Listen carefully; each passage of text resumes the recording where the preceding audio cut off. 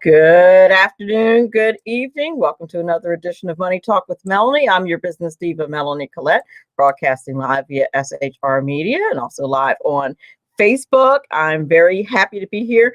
I did not warn any of you, and I guess I should say this over and over again, that I was going to be moving from Fridays to Wednesdays in the middle of the week. That just seems to be a much better day of the week to have the show. So that's why I am here on a Wednesday. And then I had a special show on Monday night because CPAC was over the weekend, and I wanted to get those interviews out to you guys.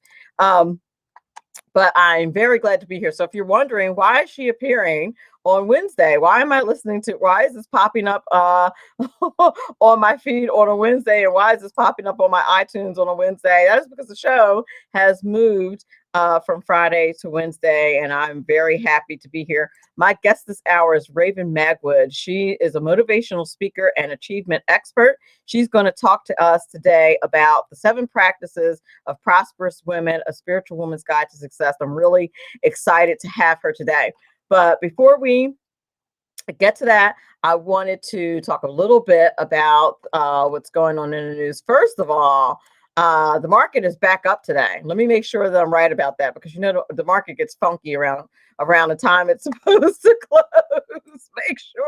Make sure that I am right about that. Okay, yes, the Dow's up another 1,100 points. It's going to be a roller coaster ride, ladies and gentlemen.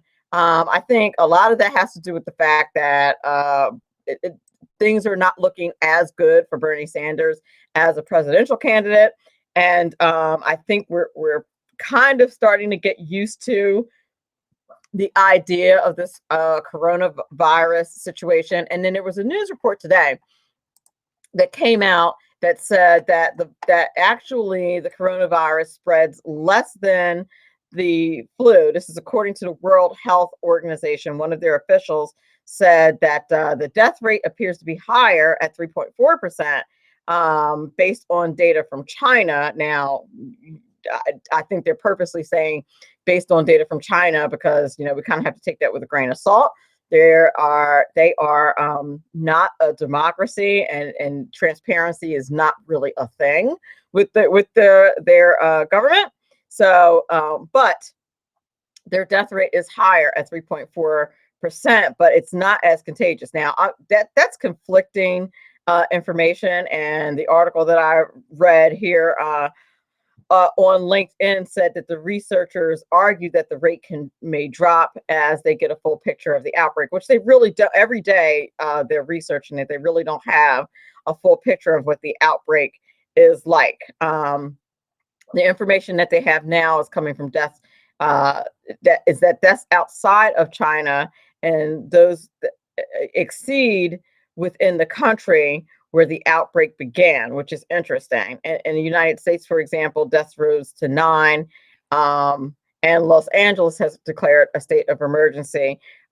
Italy has also closed schools and universities. So that's pretty interesting. It's a little bit scary.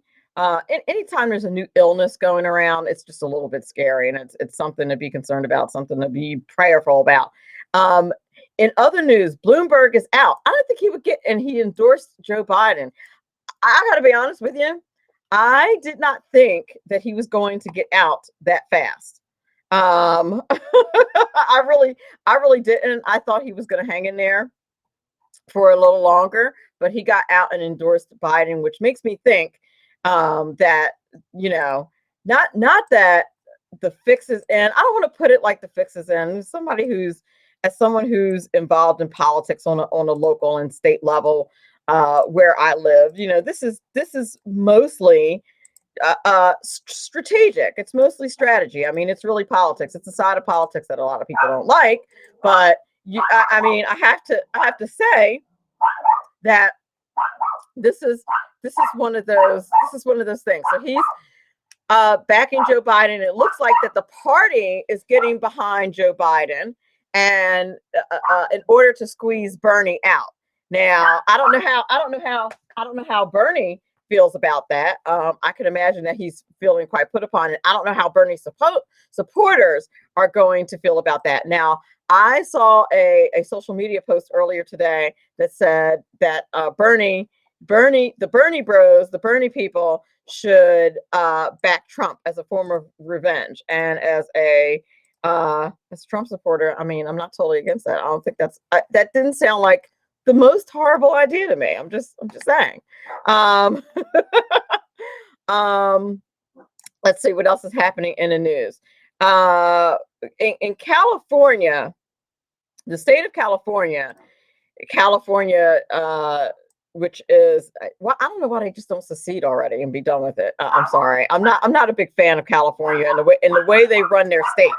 California said that 43 companies did not appoint a woman to their corporate board despite being required to do so by law. I don't like, there was a rule passed in 2018 that companies are obliged to have a female director by the end of the year or risk increasing fines starting at $100,000. Now, that's just, to me, I don't like that any more than I'm really in love with things like affirmative action, which requires places to have a certain amount of Black people.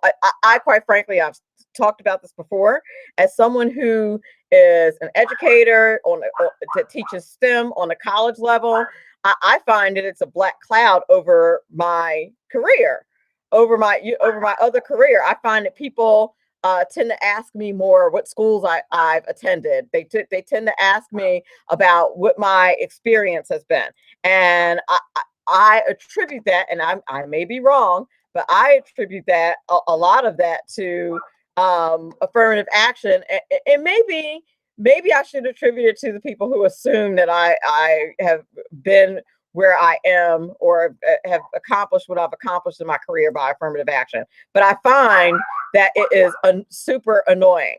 Oh, welcome to the Facey Chat, Doug Paz, Mike Fitzpatrick. Thank you so much for being here. Mike Fitzpatrick is going to be here very shortly. He's going to be here on April 1st, and I believe he's going to be here again in May. We're trying to get him every month. If you don't know who he is the CEO and cybersecurity expert at NCX Group, and he always gives us some very timely information about what's going on in the cybersecurity world. And those of us who use computers on a regular basis need to definitely listen to him. You're listening to Money Talk with Melanie. I'm your business diva, Melanie Collette. And my guest this hour is Raven Magwood. She is an achievement expert, a best-selling author, and motivational speaker. I'm very glad to have her on the show today. We'll be back in a few minutes. Don't just pass the IRS exams. Why not pass them all and get a solid tax education too?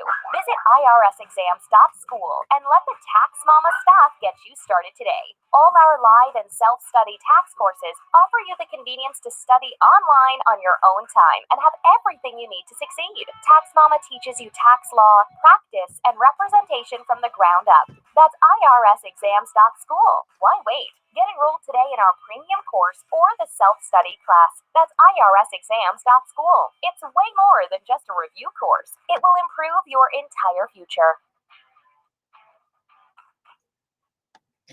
And welcome back. You're listening to Money Talk with Melanie. I'm your business diva, Melanie Collette.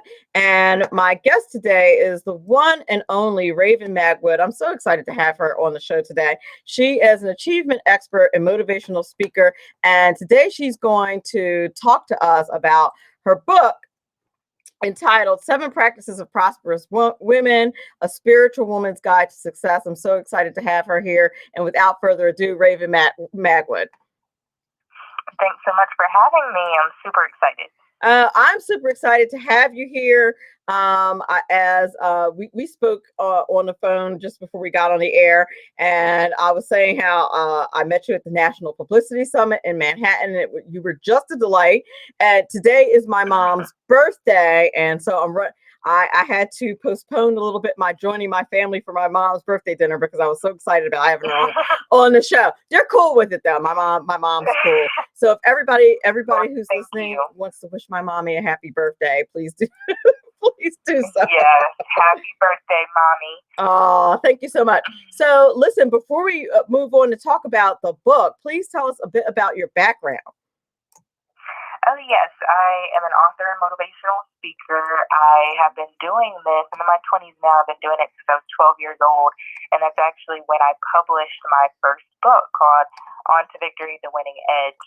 And at that time, I wrote the book because I was a national gymnastics champion and I had skipped 2 grades.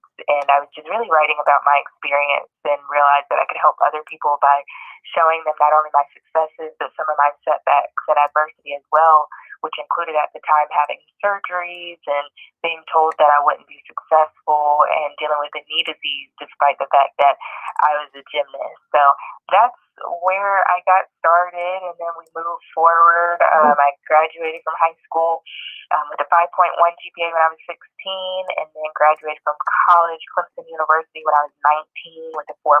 And when I graduated, I really started just traveling the country, traveling internationally, really just trying to get people to unlock their full potentials. And so now I'm a best-selling author of 4 books, the latest of which is The 7 Practices of Prosperous Women, as you just said. And I'm just excited to be able to talk to individuals like yourself about my journey and tips and tools to be successful. Now that's amazing. There's a lot to unwrap there. You said your first book was when you were 12? Yes. Because I'm thinking, what can a 12-year-old tell me about success? And then you went on to talk about your successes, and I'm like, oh, that. Yes, and it's just a crazy thing. I didn't want to be an author or a motivational speaker. Everything has just kind of fallen into place. And when I was just 11 writing that book, I didn't even know I was writing a book at the time. One of my teachers just told me to write about my experiences as a national gymnastics champion, as someone who was younger and had skipped 2 grades. And it was just in my writing that I remember looking at my mom and saying, I shouldn't just write about all the good stuff. Let me write about some of the bad stuff too, and maybe I can help people. And that just ended up actually changing my life. And even though I wrote that book when I was 11, published it when I was 12, in middle and elementary schools around the country, they used the book in their curriculum. I actually went to a middle school a couple months ago and got to visit with the kids who were there, and they were reading my book, and it was just a delight. So it's just amazing to realize how you can have an impact on people even at such a young age. That's amazing. And it's incredible. As someone who teaches in a public school, I find that, at least it's been my experience, that I think we kind of limit kids and don't expect enough out of kids today, just in general. Yeah. Like I don't know how you feel about that, if you agree with that or not. But considering your accomplishments, now obviously you probably were born with a certain level of talent to begin with, right? Certain level of smarts, a certain level of talent. I won't deny that. Yeah, I won't deny that I was given certain intellectual capabilities, but with anything, you have to also be willing to tap into it. And I worked extremely hard to be able to graduate valedictorian. And, just back to what you said about challenging kids and my journey, I've just seen a lot of kids who aren't challenged. And I think in a lot of systems, we're teaching kids what to think and we're telling them what to do, and we're not necessarily teaching them how to think and how to figure out what they need to do. And that is what I wish to instill more in the kids and adults. That critical thinking that I'm down, but I'm not out. I'm going to keep pushing forward. I'm going to get out of this situation. And I'm just a strong advocate of that. That is excellent. And I've often said one of my bigger complaints about what we do in public schools is, instead of teaching kids that when you have a setback, you need to be resilient. And here are some tools, here are some exercises, here are some ways that you can exercise that resilience. I mean, resilience doesn't just come to you. Resilience is something that you can be taught, I believe, as long as you're given some tools on how to be resilient. And Yes. instead, I find what we do in these schools is lower the standard. Mhm. And I just find that to be, I think it's a shame that that's the way we do it. Yeah, and I think with anything, whether it's a sport, whether it's in the classroom, we need to not be afraid of a challenge and be afraid of challenging our kids, because you just don't even realize how smart they are and how capable they are. But if they're not able to exercise that, they won't know and we won't know either. Exactly. Exactly. Now, did you have that spiritual part of your life as well as a child, or did that develop as you got older? It developed into my own faith as I got older. As a child, I think you do certain things because your parents are doing it. You know, I was going to church every Sunday because my parents would tell me to get up and get ready and let's go to church. And so it, I think, was something that was of my parents and just ingrained in our family culture that I did connect with. I was baptized at 9 years old. At 5, my mom says that when she asked me what I wanted for my birthday gift, I actually asked her for wisdom. And so she says, even at a young age, I just had a different thing about me. Like I wanted more than a normal 5-year-old, a normal 9-year-old. But when I got older and I started to go through my own university and I started to certain things around me, and I knew that I had been entrusted with certain gifts and capabilities, I think my spirituality became my own, and it wasn't my parents anymore. It was me. My relationship with God further developed through my adversity, and now I'm just able to really touch and talk to people about getting through adversity, maintaining a positive mindset, and really just pushing forward despite whatever circumstance you may find yourself in. Indeed, and it's really ironic that it's only really, it seems, through the fire that we're able to develop that way. Yes. Mhm. Yeah, Exactly. Exactly. it seems I want to say, like, unfortunately, that seems that seems to be the only way to develop your trust in God, the only way to develop yourself spiritually and to grow spiritually is to have some fire. Exactly, and to be in a place where that's really all you have. And you know, they say a gem cannot be polished without friction. And I don't think. The book is called, let me make sure. I always want to make sure that I get titles and things like that right. 7 Practices of Prosperous Women. A spiritual. Wait a minute. Let me. Now I need to scroll back up because I was reading through it earlier today. Um, Well, that's a good thing. a spiritual woman's guide to success, and I think that that's important, that you point that out, that there's a spiritual woman's guide to success, that there's a context of being a spiritual woman that is important. Yes, very much so.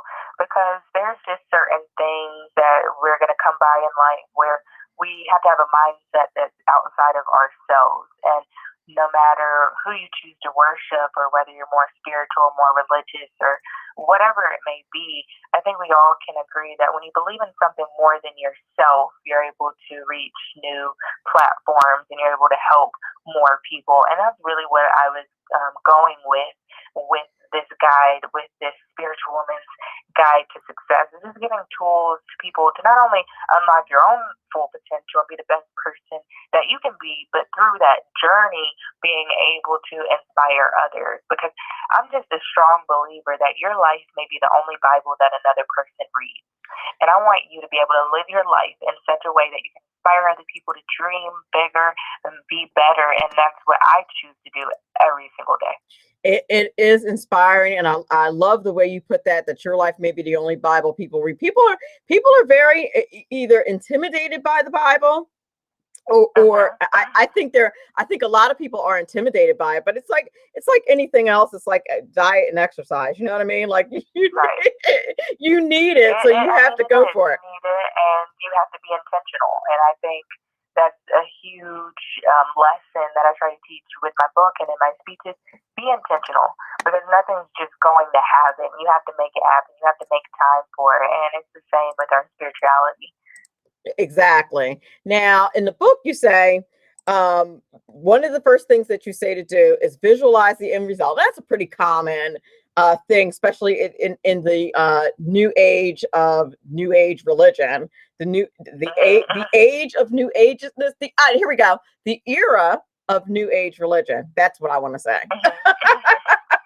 In the era of new age religion, you hear a lot about visualization, but I want to hear from you exactly what you mean when you say that. When I say to visualize the end result, of course, visualization is a part of it, and I talk about that in the book, but it's really just about understanding where you want to go. Because if you want to get to a certain place, you've got to first put it in your GPS. You got to know the direction that you want your life to go in and what you want to do. I think there's so many people in life that are aimlessly roaming. They say they want to be great, but then they don't put a direction on it. And in that case, if you don't know where you're going, any road will get you there. Like you can turn left, you can turn right, it doesn't matter. And in this first chapter, I really just ask questions and get people to understand that you have to set goals, understand where you're going. And when you do set goals, there's a method. A lot of times we can set huge long-term goals and fail to set appropriate short-term goals. And when we don't set appropriate short-term goals, we can become discouraged when we don't accomplish our long-term goals immediately, within a week, within a month, even within 6 months. So I really encourage people to break down their goals into short-term goals, and then with those short-term goals, create daily tasks that are going to bring you closer to achieving your goals every day. And that way you have wins on your way to success, on your way to achieving your goals, and it just becomes a habit of you going after the vision that you set for yourself. Oh, that's good stuff. That's very good stuff. Now, as I am listening to you, of course, I'm thinking of all the goals that I have set for myself, but I don't have little mini goals. And so that could be part of the kind of like struggle as far as not accomplishing the goals that you want to accomplish. And it's funny because I feel like other people you compare yourself, right? To other people. So somebody somewhere is comparing themselves to me while I'm comparing myself to maybe you, right? And, Right. and saying, okay, I've done nothing. And I have an awful lot of work to do. Someone else might be comparing their life to mine and say, oh my gosh, look at all she's accomplished. And I feel like I have a lot more to accomplish. So we can't do that. We have to visit ourselves where we are. Would you agree with that? I completely agree. You have to run your race. You can't look around to what's going on around you. You can't compare yourself because we're all given different gifts, abilities, talents, and you have to be able to utilize what you've been given in particular. Einstein even said one time that if a fish judged itself by its ability to climb a tree, it would go its whole life thinking it was stupid. And as silly as that may sound, it's just so true. A fish isn't meant to climb trees. Like some of us are really good at math, some of us are really good at English, some of us are really good at money, some of us just have charisma. We're good with people.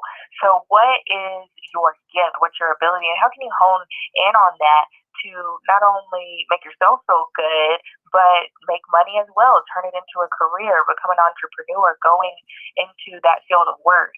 And so that's just extremely important that you figure out what it is that you're passionate about and you set goals that are specifically for you and not your parents, not your spouse, not anyone else. What is it that you want out of life? And then when you're on that journey, pay attention to yourself. When you're watching the Kentucky Derby, the horses have blinders on. They're not worried about anybody else or any other horse. They're running their race. And that's my encouragement to anyone. Run your race. That is so very true. Now, this next thing in the book almost made me cry when I read it. I was like, you say, bring the house down. And in parentheses, it says, give it your all the time. And I think that is so hard for everyone. Yes, very much so. And I mean, it's hard for me. People will look at me and just assume that I have it all together and nothing's hard. It's like, no, just because someone carries something well doesn't mean it's not heavy. I carry things really well and I work really hard to the point you may not even notice how hard I'm working, but things don't just happen. And I said this before, you have to make things happen, and you have to be intentional about how hard you choose to work each and every day. And yes, there'll be days when you're not motivated. There'll be days you just don't know how you're going to move forward. But that's when the intention comes, and that's when you have to say, no, I'm going to get up today and do X, Y, Z. I'm going to do exactly what I need to do. And it's just about that intention. You can continue to make excuses about why you're not where you want to be in life, or you can just get up and make it happen. That is so true. And when I read that, I thought, that can also apply to things that you don't necessarily want to do. But if you're not giving it your all at the time, you're really defeating yourself. Exactly. I mean, a lot of times you have to do what you have to do in order to be able to do what you want to do. And we forget that sometimes, and we get stuck into the mind frame, oh, I don't want to do this, or I'm not going to give 100% because I don't feel like doing it. But no, in anything that you do, there should be excellence involved, and you should do your best. And when you're entrusted with the small things, you're going to be entrusted with bigger things down the road. So just don't let the things that you don't want to do hinder you from really achieving and unlocking your full potential. Exactly. And I love the way you said that, unlocking your full potential, because whatever it is you're doing, a lot of times you don't even discover new things about yourself until you start putting it into something. A lot of times that's really mundane. You know what I mean? It's really, at least that's the way I see it. Or that's something you do every day. Like, I thought of myself in the classroom, and there are days when those children, and I'm like, you know what? Just read these books, read this assignment, answer these questions, and leave me alone. You know what I mean? You know what I mean? And that is not, that's not giving your all as a teacher. That's not, there's so much more that you can do. Yes, this is true. And I mean, you see that, like you said, in all of these tasks that are just things that you do every day. You see it with students, and you see it with athletes. How do you train? Do you come in not wanting to go through the training phase because you're ready to be in the game, you're ready to compete at the competition? Or do you take training seriously every day? Do you give it your all? And you just find out a lot about people by watching them in these daily tasks. It's very true. And sometimes a lot of times I try to explain to my students, because they're kids and they don't get it yet, right? That a lot of times your feelings are not relevant. Very true. Like, very true. And in the interest of transparency, sometimes I need to tell myself that. Like, okay, okay, Melanie, I know you don't feel awesome about that, but your feelings are not relevant right now. Here's what's the priority. Right, exactly. And my entrepreneurs out there especially know, like, there's days you just don't want to do whatever it is that you're supposed to be doing, but then it's like, okay, well, I feel this way, but my business is also on the line. I do need to make sure this client is taken care of, X, Y, Z. So, I can completely relate. Exactly. And I feel like education, how not only how we treat our kids in education. I had said to you earlier in the show about how I think that we don't expect enough from our students. I don't think we expect enough from our teachers either, but I don't mean that teachers are not working hard enough. I don't think we're asking for the right things from our teachers in order to help kids. I think there's other things, like the fact that we are, as a profession, banned basically from encouraging students to rely on a higher power. And I'm just going to put it, I would say rely on God, but probably the furthest you could go in a public school is maybe say higher power, and you probably get in trouble for that. But to me, that is a really important part of life and teaching. And it's just, it's just amazing how things have changed just even in the past few years. And like I said, we're doing a lot of telling kids what to think and not showing them how to think and how to make certain choices for themselves. Exactly. They definitely need to know that. And we certainly, the last thing we encourage them to do is to bring down the house and give it their all the time.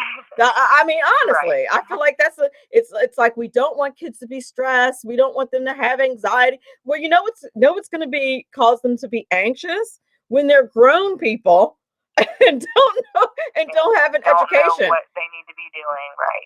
Exactly. Now there's some anxiety for you, right? Now, Right. you talk about recognizing your true strength. How do you go about doing that? Because anybody who's watched one episode of American Idol knows that not everybody is in touch with what their true Right. strengths are. Well, really, with recognize your true strength, it's really just understanding how powerful that your mind is. And in this chapter, I talk so much about your mindset, renewing your mind, thinking about things in a more positive way, because our mind is just so powerful, and I think we don't give our minds enough credit sometimes at how powerful it is. And, really, a lot of days, the difference between having a good day and having a bad day is your mindset. How do you look at situations? Do you try to find the positivity in a situation, or are you always just looking at the negative? That's a huge factor in your ability to achieve success, and that's why it's a whole chapter in the book. Renew your mind, get into a good positive mindset, and understand that without that, you won't be able to achieve the things that you want to achieve. Exactly. What are the things you are thinking about? Particularly when you're faced with something that's super challenging. Right. Exactly. Because you can look at it as an opportunity, or you can look at it as adversity and something that you're not going to be able to overcome. But it's all about how you look at the situation. Exactly. We're up against a commercial break. When we get back on the other side, I can't wait to talk about how to use a timeout. I'm loving the idea of taking care of yourself. That sounds good to me, but I feel like it's not sitting back with your feet up and always living luxuriously and doing nothing. I bet there's more to it than that. You're listening to Money Talk with Melanie. I'm your business diva, Melanie Collette. My guest this hour is Raven Magwood. She is an entrepreneur, best-selling author, motivational speaker, and achievement expert. I'm very excited to have her on the show today. We'll be back in a few minutes. Making a living can be tough these days with so many jobs going overseas. If you love numbers and puzzles and want job security, you can become a tax specialist with an amazing 6-month tax course from Tax Mama. Operate your own tax practice locally or anywhere in the world where there are American taxpayers. It's a great way to write off your trips to visit family for months at a time. Everything you need to pass the IRS 3 special enrollment examinations is included in this course. Visit irsexams.school, and if you need more than 6 months, that's okay. Take your time. You're in the course until you pass the exams or until you unsubscribe and reject Tax Mama's emails.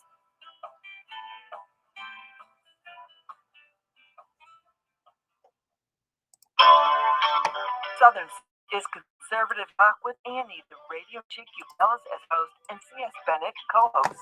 Informative, fun, irreverent, and politically incorrect. You never know where they'll go, but you'll love the journey. Annie is a top conservative host on Top Talk Radio and features some of the finest guests packed with important politicians and newsmakers. Listen every Friday, 3 to 6 p.m. Eastern, noon to 3 Pacific, on the SHR Media Network. Remember, Southern sense is common sense.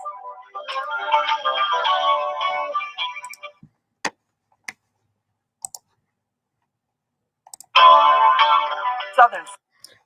And we're back. You're listening to Money Talk with Melanie. My guest this hour is Raven Magwood. She's an entrepreneur, best-selling author, motivational speaker, and achievement expert. I'm really excited to have her on the show today. We're talking about her best-selling book, 7 Practices of Prosperous Women. I want to just call it that, but I think I'm burying the lead when I say that the subtitle is A Spiritual Woman's Guide to Success. So excited to have her on the show. And before the commercial break, we were talking about the importance of giving yourself a time out. So what do you mean when you say that you should use a time out? Yes, and speaking about a timeout, it's about prioritizing and understanding how to use your time in order to achieve success. because a lot of people fail to truly recognize that we're all given 24-hour days. So whoever it is that you look up to in life and you feel like, oh my gosh, they're so successful, and guess what? They have 24 hours just like you have 24 hours and I have 24 hours. So the question then becomes, how are you utilizing your 24 hours? And that's what using a timeout is about, is using a timeout not only to take care of yourself and putting that in your schedule as well, but also putting in the work in your schedule and understanding that, once again, things don't just happen. You've got to make them happen. And if it's important to you, then you will make it happen. That is very true. And the thing is, we waste an awful lot of time, don't we? Oh, yeah. No, we do. We waste an extraordinary amount of time, and sometimes we just don't even want to admit the amount of time that we're wasting. I remember months ago, I was speaking at a business conference, and a woman came up to me after saying that she didn't have the time to finish her business plan. And she was very adamant about not being able to finish because of the fact that she was a wife and a mother to her kids, and she volunteered, and she had another job, and she just went on and on and on about all the reasons why she can't finish her business plan. And before I really gave her a direct answer about what she could do to move forward past the situation, I asked her what her favorite television shows were. And she named about 6 different shows that I also happened to like. So I knew for a fact that they were in season. So she names these shows, she's saying Scandal and How to Get Away with Murder and Grey's Anatomy, and she's going on and on and on, these 6 shows. And so after she's done telling me the shows that she likes, I ask her, okay, well, are you caught up with these shows?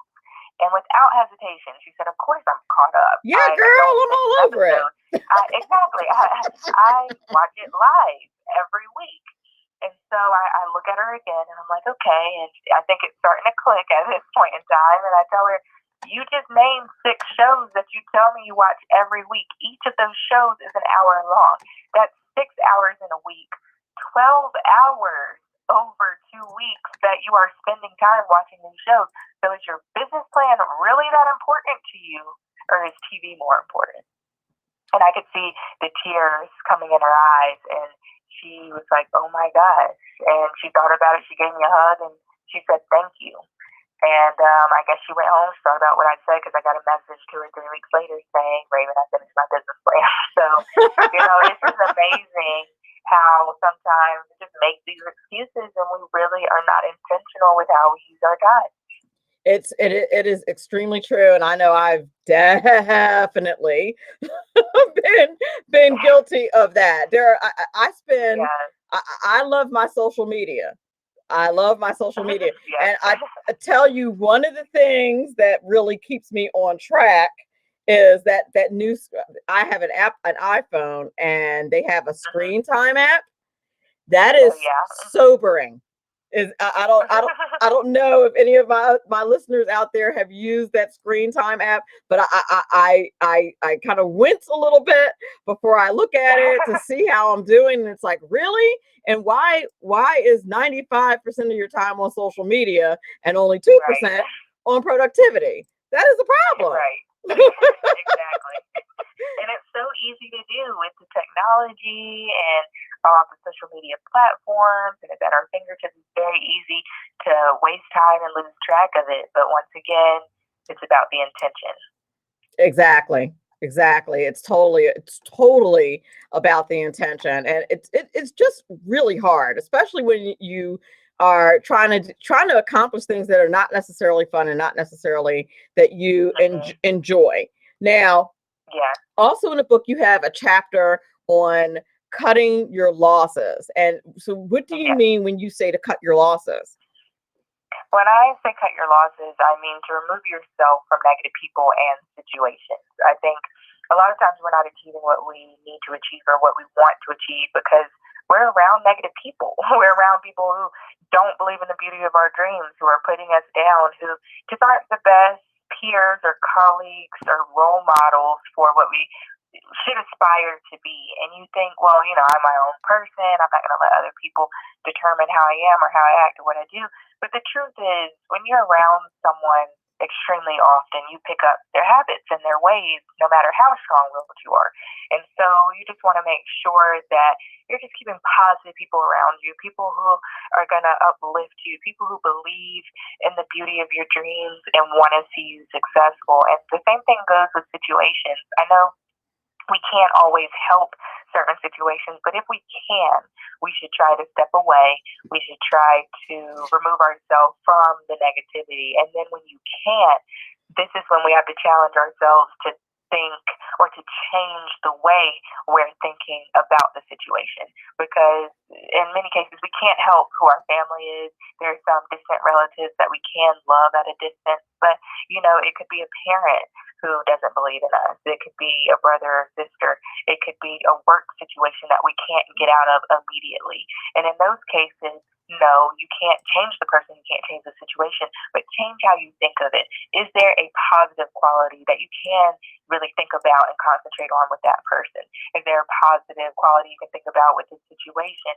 Or can you even trick yourself and think about the situation temporarily? Like if you're at a job you hate, but if you save enough money, you can go out on your own. So instead of going to work angry every single day, why not think about it in, okay, well, in 18 months, I know I'm going to be out of here. Let me do the best I can for this period of time. And so just change how you think about a situation when you can't actually change the situation. When you can't, and that's really good advice, especially when you say remove yourself from negative people. And would you agree to also surround yourself with positive people? I've heard that advice before. So surround yourself with people who are doing better than you are. Of course. And you want to just at least be around one person who can teach you something.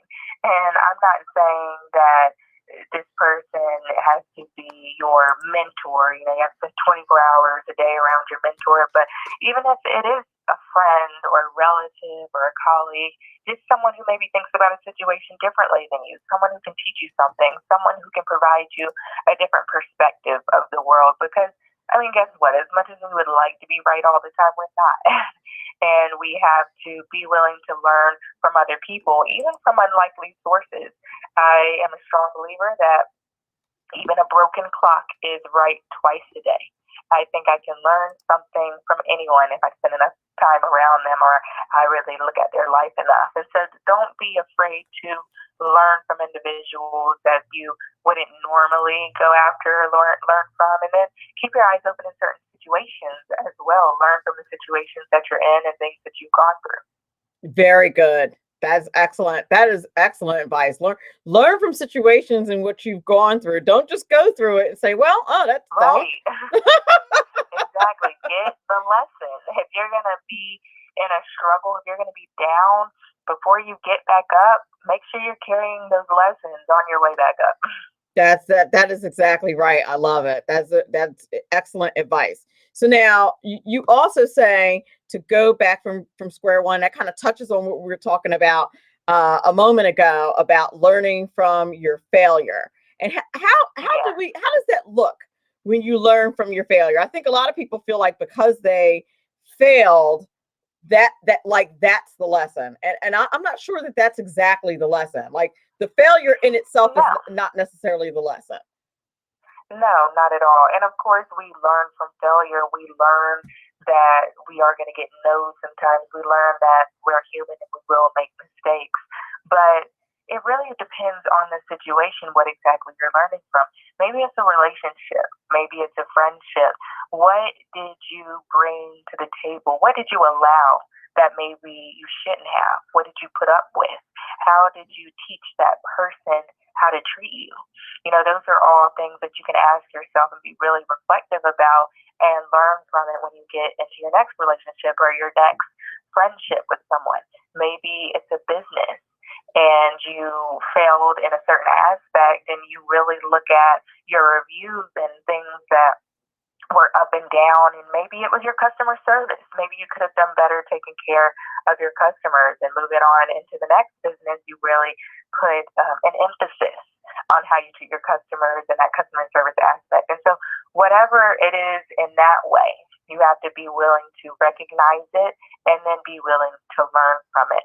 I always say, don't look at where you fell, look at where you tripped. It's not about where you fell. You started to stumble before you fell on your butt. So let's go back a little bit and see, where did you trip? Where did you start to stumble? And that's where you have to be honest with yourself. And that's where you have to instill that change. Oh, I love that. I love that analogy, because you think, the scriptures talk about, falling several times and always getting back up. But as you Right. were talking, I just visualized like you stumbling and stumbling and stumbling. Sometimes you just stumble and don't fall. Sometimes it takes Right. like a long time to fall, right? Yes, exactly. So it's not about the location you fell. Let's look at where you tripped. Where did it start to go wrong? Exactly. And that is so true. And I always look at failure as just constant falling, but you're so right. You really probably did a lot of stumbling before you finally went kabloom. Right. So, and, I mean, that's so true. It's so true. and fell on your hiney. And then Yes. and it's better, I would think, while you're stumbling, and kind of recognize, am I stumbling here? What is going on Right. here? Am I headed in a not so fantastic direction? Exactly. And it takes practice. I mean, just think, when you're learning how to walk, I know we can't remember to that point, but we can imagine. I mean, when you're learning how to walk, it's trial and error, and you don't even realize, I would imagine, that you're even off balance when you're first starting off. You just fall and fall and fall. But now, when we're walking, we know when we're off balance, and we try to self correct before we hit the ground. And that's what happens, whether it's professionally or personally. We've got to practice. We've got to be aware. And when we start to stumble, say, you know what, I'm a little off course. Let me straighten back up. So when we're doing things, we can't do them blindly and not paying attention to what we're doing, not paying attention to what's going on. Now, Right. one of the other things that you talk about in the chapter, and this, I think this is one of the ones I find most challenging, and I'm sure that I am not alone, is that you say to never throw in the towel, to never ever ever give up. Now, I always feel like, no, there actually is a time where you really should give up, but and maybe No, there is. And I actually talk about it. And I'm glad you brought that up. I actually do talk about it. When I say don't give up, I mean, don't stop pushing forward in a positive direction. I don't mean something isn't for you and you keep on going after it and you keep on going after it, and you have been told 10 times by the good Lord above it is not for you, and you still want it anyway. No, that is not what I'm talking about. Because we do that. I mean, I think we do that, whether even it's with someone we're not even supposed to be with, and we're like, no, God, give me another sign. God gives us a sign. No, that wasn't the right sign. And we stay with people, or I was going to say, there's a meme about that, right? Where yes. it says, give me a sign, Lord. And the sign is falling on the person, and the person's on the ground. Like, give me another sign. Give me another one. That one wasn't really all that clear. Right, exactly. So that's not what I mean when I say never, ever, ever give up. I just mean, don't make a permanent decision out of a temporary circumstance. Don't not move forward in a positive direction with your life because there are certain things that have tried to get you down. In my own life, I've had dreams and goals that I thought I wanted at a certain age, and then life just steered me in an even better direction. And I didn't give up on being who I'm supposed to be. Maybe I got steered in a different direction and I tried new things, and maybe I'm not doing some of the things I was doing before, but I'm still on this journey of inspiring other people. I'm still me, and I'm still going after being the best version of myself. And so that is what I mean. There is a time, I do agree, when you've got to let something go. And you have to be willing to recognize that and understand the signs that are there. When God is telling you no, just no. You are right. Sometimes, right. and Exactly. Especially when we're praying about that particular situation, and all signs are pointing to no, and you're like, yeah, that's not what I asked for. But what did you ask for, really? Did you ask for what was best for you? Yeah. And God's like, that's not it. Exactly. Exactly. And you have to understand that your plans are not always God's plans. You have to be willing to listen and take those signs and feel when you're being pushed in a certain direction and move forward in that direction. That is very true. We're coming to the close of the show. I want you to tell everybody where they can get your book first and foremost, how they can, for all the social media that they can follow you on and all that good stuff. Okay, yes. If you want an autographed copy of my book, you can get it from my website, www.ravenmagwood.com, and that's RAVENMAGWOOD.com. Those are autographed copies. But if you say, I just want it through Amazon Prime, I want to get it in 2 days, then go to Amazon. It's on there, Barnes & Noble. You can get it from there, Books A Million, really anywhere books are sold. You can find it, The 7 Practices of Prosperous Women. And then I'm also super active on Instagram. So you go and at me at Raven Magwood. I am there. Please follow, send me DMs. I love to respond to all your amazing stories and accomplishments. It's something that I absolutely love to do on Facebook, YouTube, same thing at Raven Magwood. I am there and ready to hear from you. I love it. Well, you did an excellent job. I'm so glad I got an opportunity to talk to you today. Oh, thank you so much for having me on. It's been my pleasure.